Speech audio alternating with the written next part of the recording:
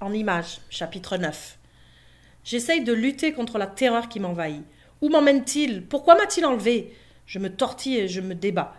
Puis panique de nouveau lorsque la corde se resserre autour de mon cou. Je me force à rester immobile. Je tente de relâcher la pression sur la corde en remontant mes bras dans mon dos et j'y parviens. Mais je suis encore à 2 doigts de la panique. Le capuchon rend ma respiration difficile et il n'y a pas d'air dans le coffre. Je crains qu'il ne soit hermétique et que j'étouffe avant d'arriver à destination. Je me rappelle que j'ai le cellulaire de Madame Ashdale dans la poche de mon short. J'essaye de l'atteindre, mais ce mouvement resserre encore la corde et je dois faire le mouvement inverse pour continuer à respirer. Au début, l'auto s'arrête et repart souvent. Ça veut dire que nous sommes encore en ville. Ce sont les feux rouges et les stops. Je me retourne sur le dos. Chaque fois que l'auto s'arrête, je donne des coups de pied frénétiques et j'appelle au secours. Je prie pour que quelqu'un m'entende et appelle la police. Mais il n'y a plus d'arrêt. Nous sommes donc sur une grande route. J'essaye de rester calme. Quelqu'un aura entendu mes cris, appelé la police et donné le numéro de plaque de l'auto. Quelqu'un viendra me secourir. L'auto continue de rouler et roule de plus en plus vite. La panique me gagne de nouveau. Après ce qui me semble une éternité, l'auto ralentit légèrement. Puis, elle enfile un chemin caillouteux, qui devient chaotique. Je suis secoué et bousculé dans le coffre. L'auto s'arrête enfin. Je retiens mon souffle. Qu'est-ce qui m'attend? J'entends une porte d'auto s'ouvrir et se fermer. Le coffre s'ouvre et l'air frais l'envahit. Des mains rudes m'empoignent, me tirent brusquement du coffre et me jettent par terre. Le capuchon est arraché de ma tête. J'ai l'impression que je vais vomir. Le sang afflue à ma tête et mes genoux tremblent. Je fixe l'homme qui m'a sorti du coffre. Je reconnais ses yeux durs et froids et sa petite bouche mesquine.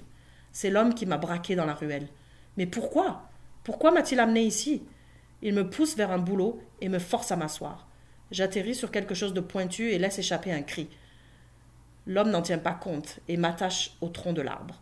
Lorsqu'il a fini, il détache ma sacoche de ceinture et l'ouvre. Il en tire mon appareil photo, l'allume et fait défiler les images. L'une d'elles semble l'intéresser particulièrement. Il la fixe pendant quelques instants. Puis, il laisse tomber l'appareil sur une roche et le fracasse de son pied botté. Il l'écrabouille jusqu'à ce qu'il en soit en 1000 morceaux. Puis il se retourne à l'auto et en sort une pelle. Il commence à creuser un trou.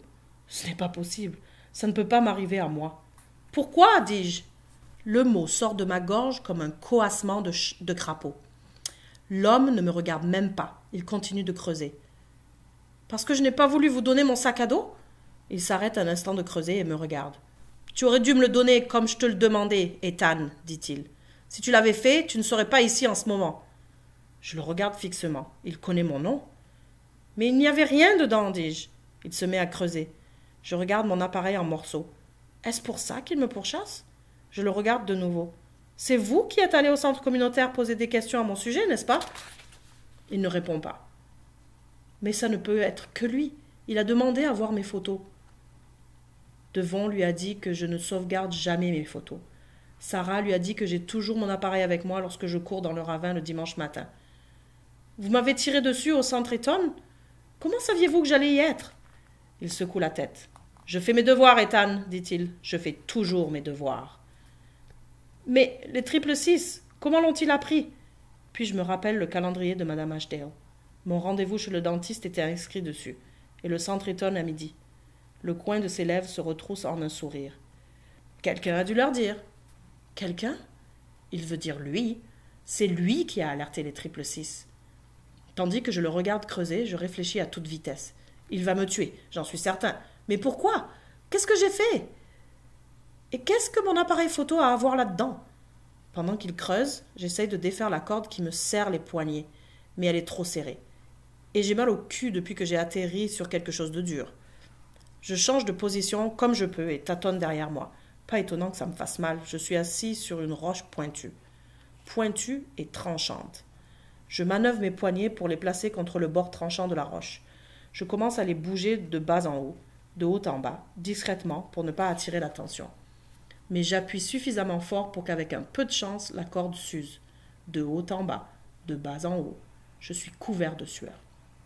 Je n'ai jamais eu si peur de ma vie. L'homme n'arrête pas de creuser. Il fredonne en travaillant. Il s'amuse. Il n'a pas la moindre crainte d'être interrompu. Il a choisi l'endroit parfait. De bas en haut, de haut en bas. Le trou est de plus en plus creux. Plus long aussi. Juste le bon format pour une personne. Pour moi. De bas en haut. De haut en haut. Je sens que la corde commence à céder. Mais pas encore assez. L'homme sort du trou. S'il vous plaît, dis-je, laissez-moi partir. Je ne dirai rien, je vous le jure. Laissez-moi partir. L'homme me regarde de ses yeux froids et durs. Sans blague, Ethan. Penses-tu que je suis stupide à ce point-là? Il plante la pelle dans le tas de terre et se dirige vers l'auto. Je continue de frotter la corde contre la roche tandis qu'il ouvre la porte de l'auto et se penche sur la banquette avant. Les yeux me brûlent, je suis sur le point de pleurer. Je me sens encore pire lorsque l'homme se relève, un pistolet à la main. Je me fige. Il le place à l'arrière de sa ceinture et se dirige vers moi.